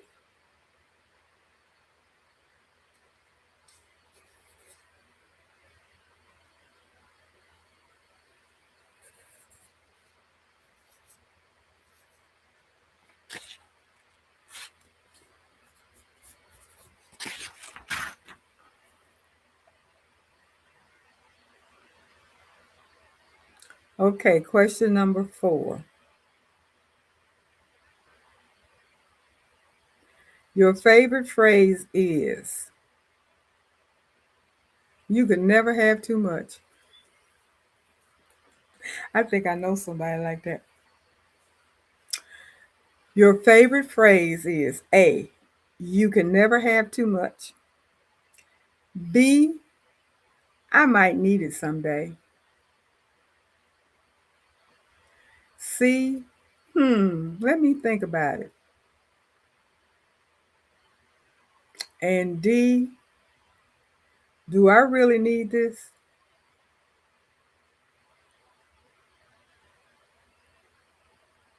So, question number 4, your favorite phrase is A, you can never have too much. B, I might need this someday. C, let me think about it. And D, do I really need this?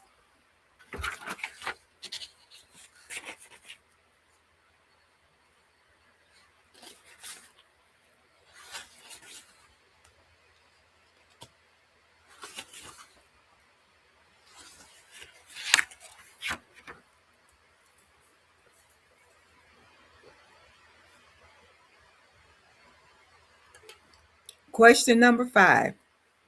Most of your purchases are A, impulse buys. Impulse buys. That's question number 5. Most of your purchases are A, impulse buys. B, inspiration buys. C, planned buys. And D, problem solving buys.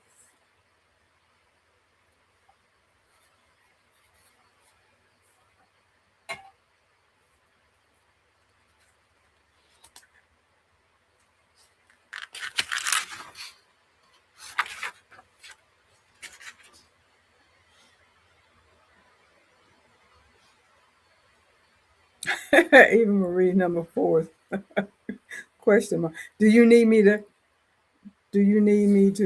repeat the question, or that's your answer? Eva Marie on number 4. We're at number 5. There we go. Number 5. Most of my purchases are either A, impulse buys, B, inspiration buys, C, planned buys, or D, problem solving buys. Okay, we're ready for question number 6. Yes, your answer. I asked you 2 questions and I got the answer yes. Oh, repeat. Okay, thank you. Question four. This is for Eva Marie. Question number four is your favorite phrase is you can never have too much. That's A. B. I might need it someday. C. Let me think about it. And D. Do I really need this? That's your favorite phrase. A. You never can have too much. B. I might need it someday. C. Let me think about it. And D. Do I really need this? That's question number four. Question number five. Most of your purchases are either A. Impulse buys, B. Inspiration buys, C. Plan buys, or D. Problem solving buys.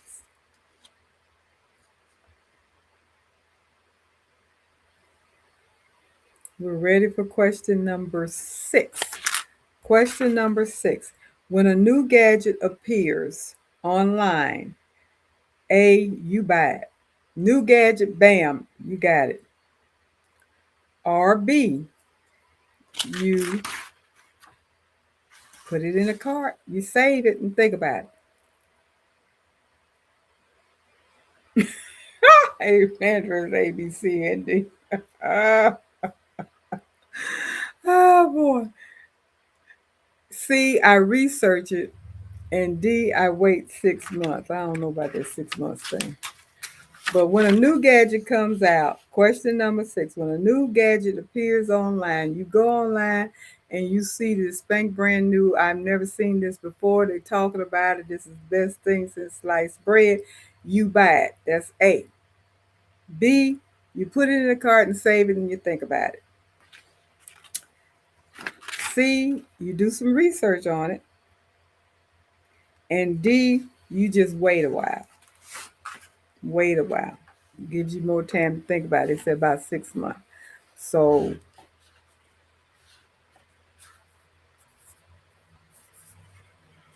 okay. I think it's 10 questions. Yeah, it is. So we got three, one, two, three, four more to go. Question number seven. Your sewing room is a craft store,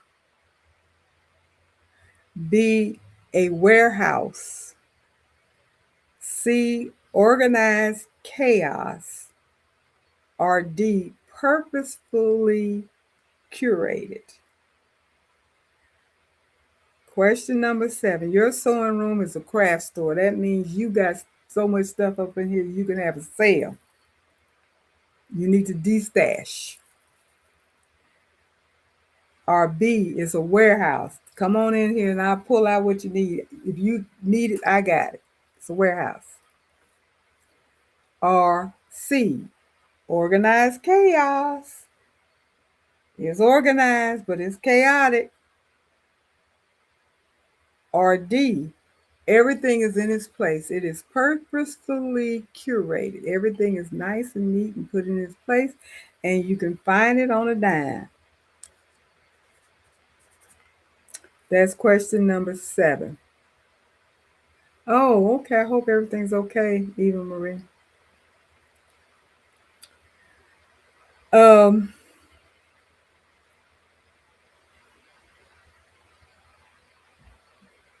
Question number seven.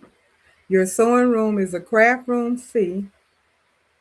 Craft room C. A. Your sewing room is a craft room. B, a warehouse, C, organized chaos, or D, purposely curated. So now moving to question number eight. Question number eight. What excites you most? Now this one is interesting. Can we get a break if we're renovating? That's not one of them. Oh, okay. Yes, praying all is well with Eva Marie. I do. We all do. What excites you most? A, shopping. B, possibilities. C, learning.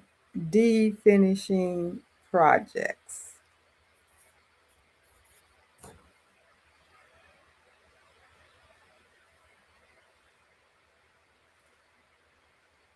Question number 8.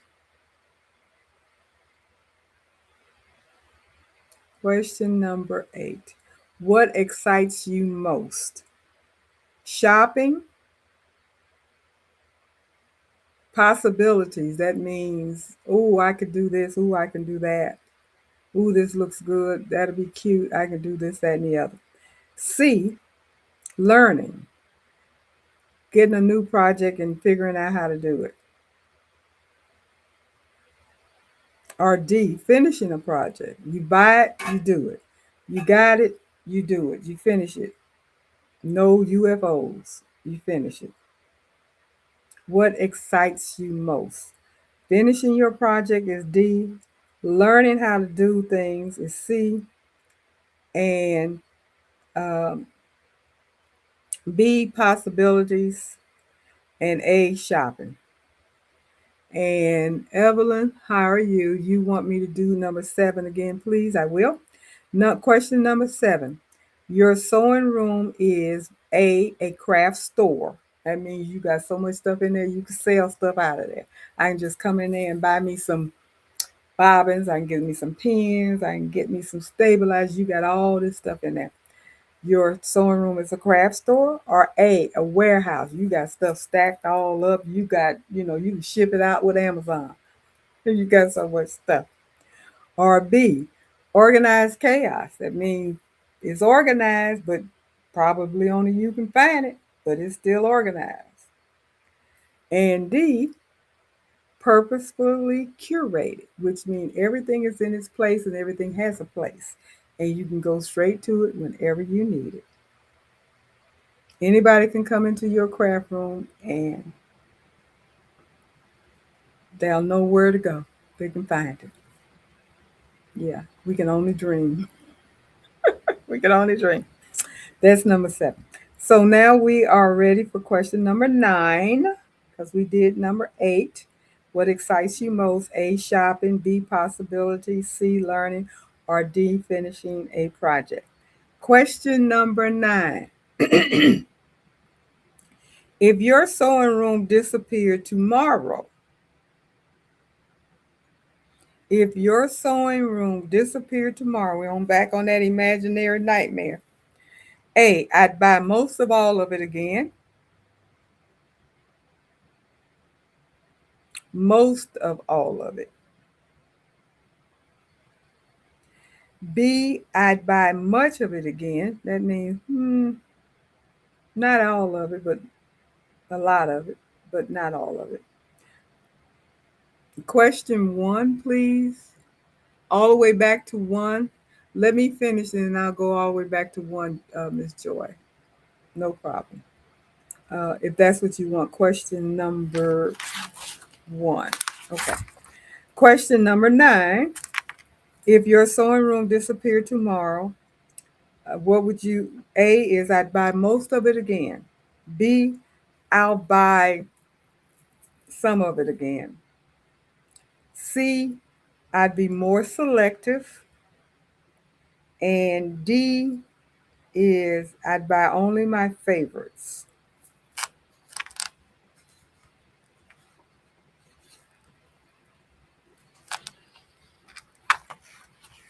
And Miss Joy, let me go back to question number 1 for you. Are you ready? Question number 1. You see a 50% off sale on embroidery designs. A, you buy a lot of them immediately. B, buy several of them just in case. C, buy only those that you need for that particular project. And D, ignore it unless you need to use that project that design right now. So that's A, buy a lot immediately. B, buy several just in case you need them.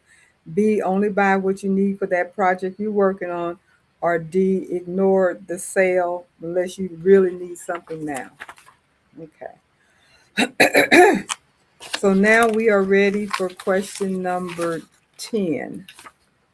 It's the last question. Then we can do the scoring. Question number 10. How often do you regret purchases? That's a good one. That's a good one. How often do you regret purchases? A, frequently. B, sometimes. C, rarely. And D, almost never.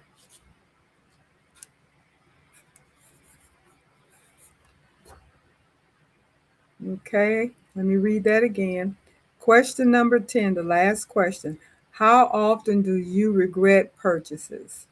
A is frequently, that means I buy it and buyer's remorse. I wish I hadn't bought it. B, sometimes, oh heck, I bought this, I didn't need it, but it is what it is.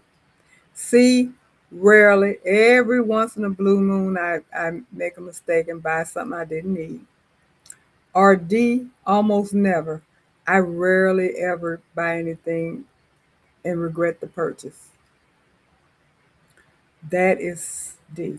So get all of your answers, add them up. The scoring is on here. It's on your screen. Look on your screen below me. You will see, point it over there, you will see the scoring. You get 1 point for A, 2 points for B, 3 points for C, and 4 points for D. Add all your points up and see what your answer is. So, what am I?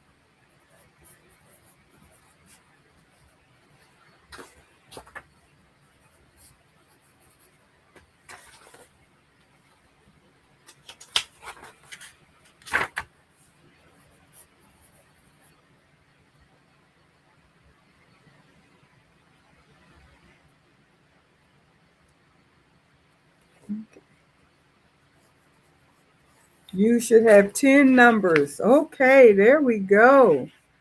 All righty. And somebody's asking for number 9. The question for number 9. Hold on. Let me get number 9.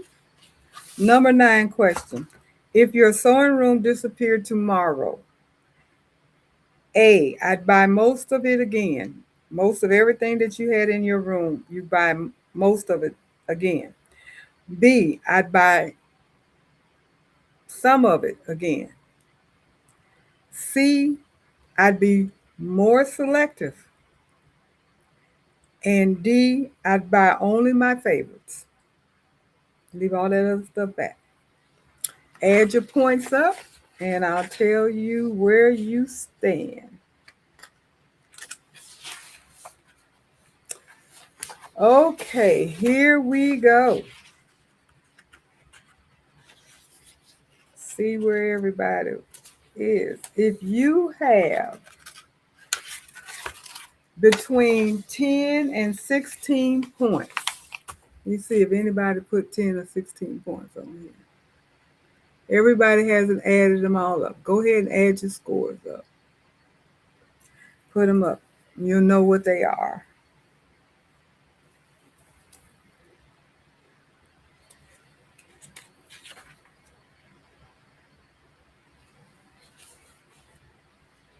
Mm-hmm. Okay. Between 10 and 16 points, you are the treasure hunter. I don't see anybody with that low of a score yet. Does anybody have that low of a score? Between 10 and 16 points. The treasure hunter. You love the hunt. Sales make your heart race. You enjoy discovering new products and possibility. Your challenge is, however, learning the difference between great deal and great fit. And your famous quote is, but it was on sale. So that made it okay.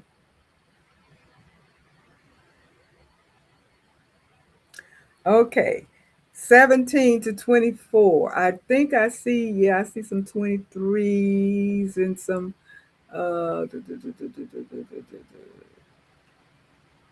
anybody else? Anybody else? Think I see a 23. Yeah. 17 to 24 points. The Dream Builder. Oh, okay. I see a 22. I think, oh, you couldn't hardly see the print. What print are you trying to see? The scoring? I don't know what print you're trying to see. But anyway, sorry about that. 17 to 24 points. The Dream Builder. You buy for future possibilities. You see potentials everywhere. You often have wonderful ideas waiting for that moment. Your challenge is turning more dreams into finished projects. And your famous quote is, I already know what I'm going to make with it. So you already think you know. So that is 17 to 24. 25 to 32, that's where I fall. I see a lot of people fall in. I think the most of us are falling between the 25 and the 32 points. The that makes us the practical crafter because I scored 28. The practical crafter. You generally buy with purpose. You enjoy researching. You want value from your purchases and you make thoughtful decisions. Your challenge is not overthinking every purchase. And the famous quote is, let me watch one more review first. Yeah, I agree. For me, the practical crafter, I generally buy with purpose. I agree with that. I do enjoy research, and when I'm watching, a lot of time when I'm watching YouTube, and I love to watch the YouTube videos that talk about notions or things that help you with sewing and quilting and so forth. I love watching those. I do. And if they mention a product or something that I'm not familiar with, I bring up my phone and I look at it. I will review that and see what it's all about, and I look at it and see how much it costs, and I wonder, if this would be something. I don't necessarily put it in a cart or anything, but I will look it up. So yeah, I enjoy researching. You want value from your purchases. I do. I don't like spending money and not getting anything out of it. You make thoughtful decisions. I try. And my challenge is not overthinking every purchase. So those of us that are between 25 and 32, we are considered practical crafters, and the majority of us are hitting that area. I don't know where a half a point comes from, Danielle. I don't know how you came up with a half a point. Anyway, 33. I think I have somebody that has 33. Danielle has 32 and a half. So, anyway, 33 to 40 points. You are the wise investor. You buy intentionally. You focus on solving problems. You know what works for you, and you rarely chase trends. Your challenge is occasionally letting yourself have fun purchases. That's your challenge. Not a bad challenge. And your famous quote is, if it doesn't improve my crafting, I'm not buying it. That is the wise investor. And that is if you have 33 to 40 points. And again, like I said, the majority of us that put your score up fall between the 25 and the 32, which is average. It's the practical crafter, and I'm happy with that score for myself because I think it is pretty much what I am. And craft for joy, I'm the wise investor because I'm on the fixed income, honey. Yeah, child, don't, girl, don't go there, honey. You know that when you are retired. Good night, Cindy. When you are retired, yes, ma'am, it is. Evelyn said, "This is so me." Okay. Um,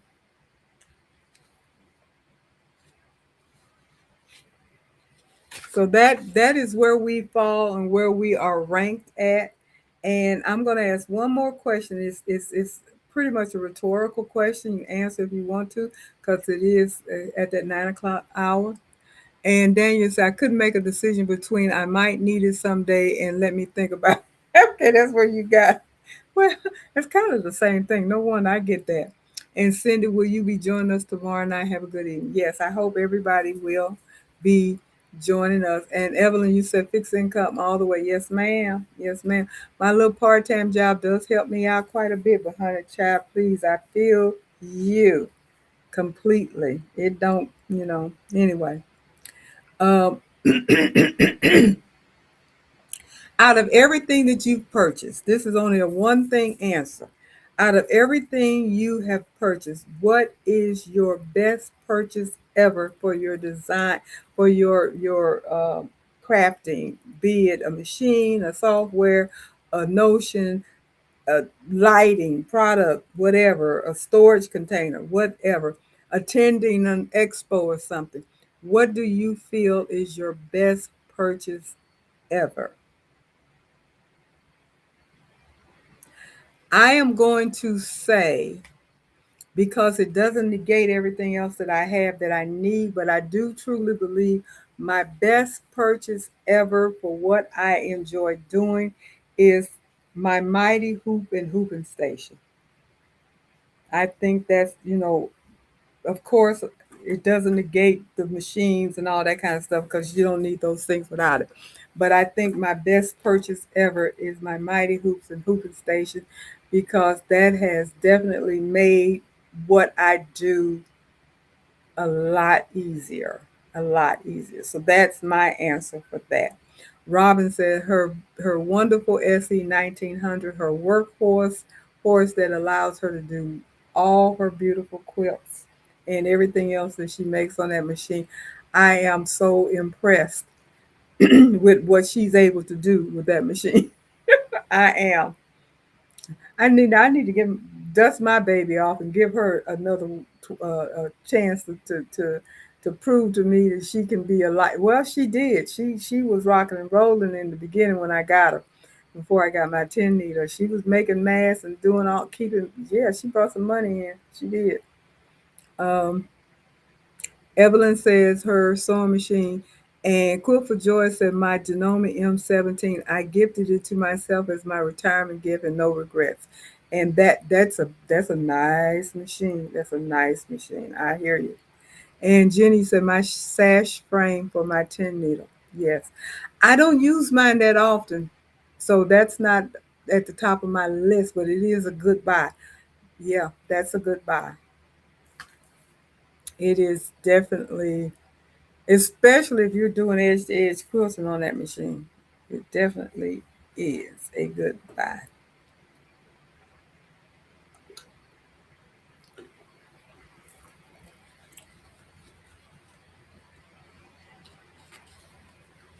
Hmm.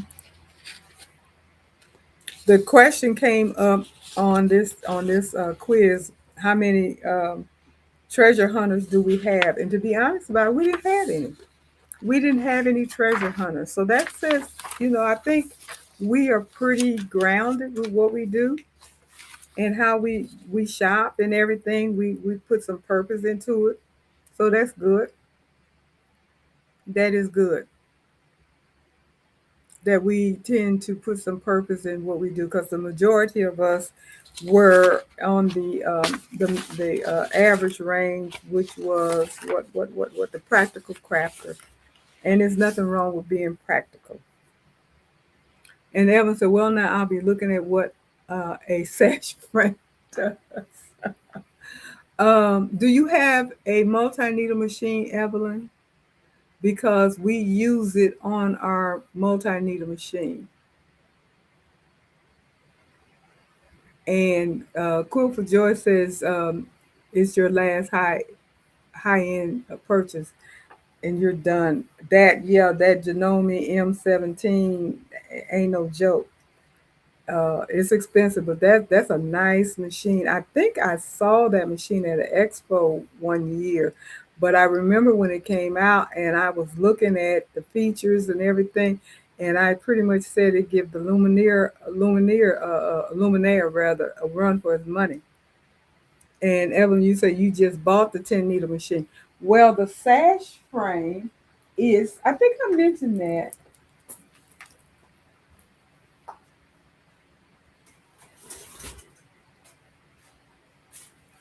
It's a big frame, magnetic frame.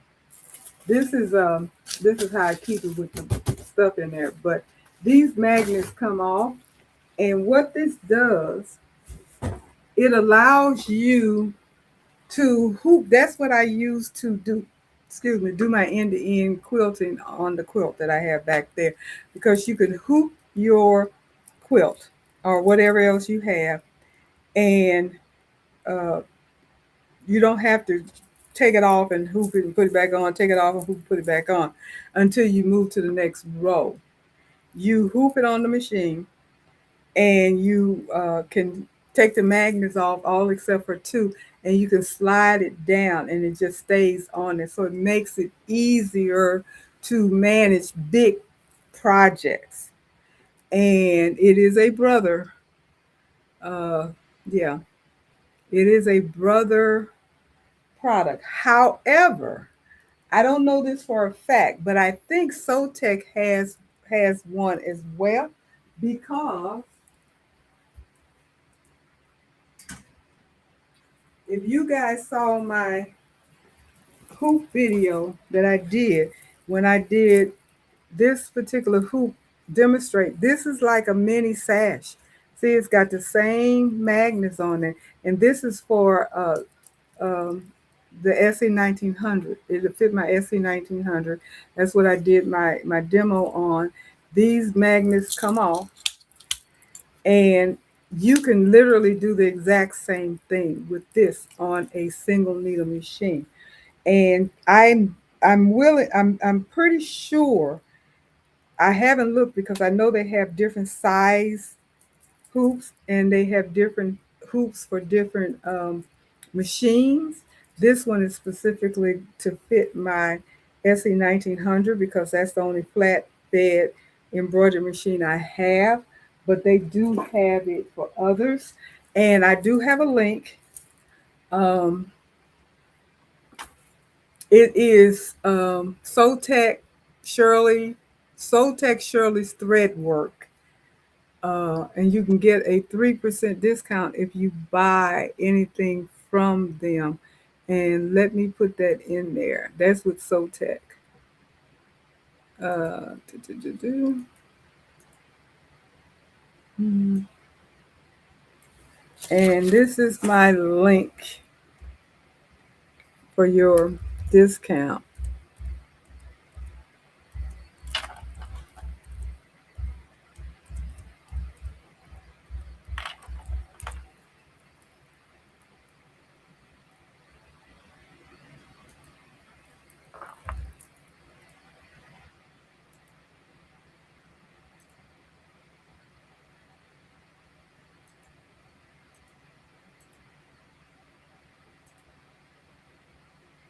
So if you look there, nope, it's right down there. Sotec Shirley's thread work is the, if you put that, it's not a link, I'm sorry, it is the coupon code. And if you buy anything from Sotec, I know the embroidery, the hoops you can get a 3% discount from them. But check them out if you have a different machine and you're looking for something that is similar to the sash machine, sash the Brothers Sash hoop. Then check them out. They may have something that will work for you. And yes, congratulations on your new baby, um, Elissimo flatbed. Okay, that's what you got. Okay.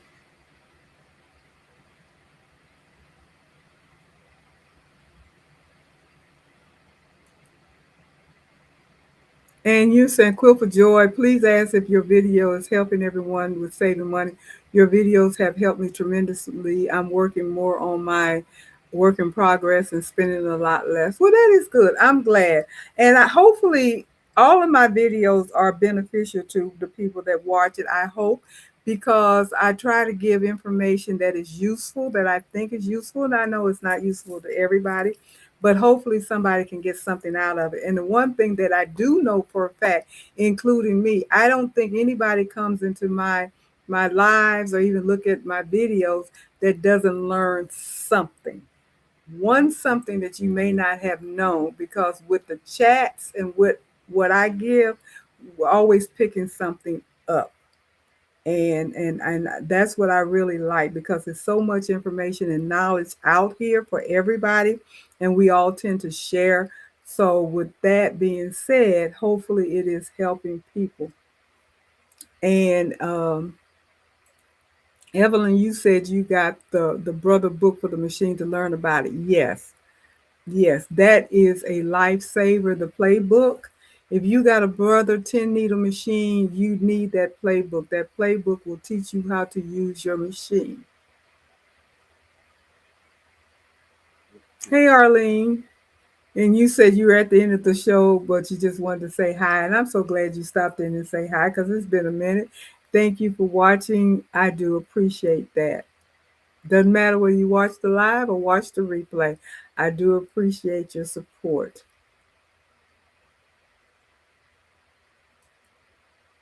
And Miss Joy, thank you. Thank you very much, Miss Shirley. You have been abundant. Welcome knowledge is in the last few months. I do appreciate all of that. Thank you guys so much. And with that being said, I'm going to go ahead and let everybody go. Say good night to everybody. Thank you for stopping by. Don't forget to give me a thumbs up. That's very important. Hit the like button. That's the thumb up. Notification bell so you know when I come back on. And if I put up a video, you'll know that as well. And also subscribe if you have not subscribed. All of that helps the channel to grow. And if you are interested in any SoTech products, I am an affiliate. I do get a little change if anybody buys something.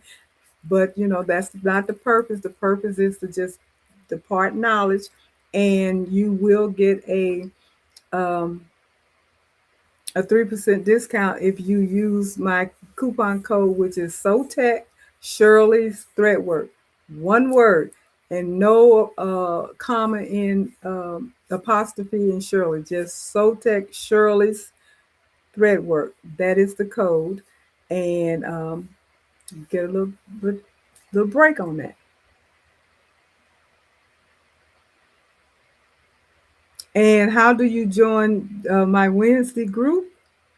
I What I need you to do is email me, then I can email you the passcode to come in. That's all you got to do. If you email me, I will email you back with the passcode and you'll join us. And if you want to participate, we do like for people, if you come in, to be willing to participate. And when I say participate, we get together, we chat, we talk, and we stitch and sew. But when we come together, we make a decision what, as a group, what our project is going to be, and we work on those projects, as you know, and then we do the reveal. We come up with a time frame of how long we think it's going to take to complete the project. The project that coming up, we just finished our quilting. We did our reveal last Tuesday. If you didn't see it live, you can go to YouTube and watch it. Everybody did their reveal.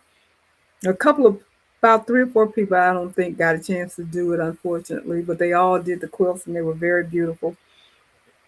And we're going to be doing the Bella coat, quilted coat in July. And we will be finishing it up in August. This is what we're going to be working on as a group in July. So that Sean Go Savvy Design introduced me to it. I did one with her, and my group decided they wanted to do it one as well.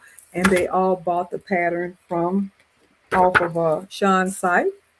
So we're supporting her as well. So I will put my email up in here. Well, I'm going to put it down here, Joy.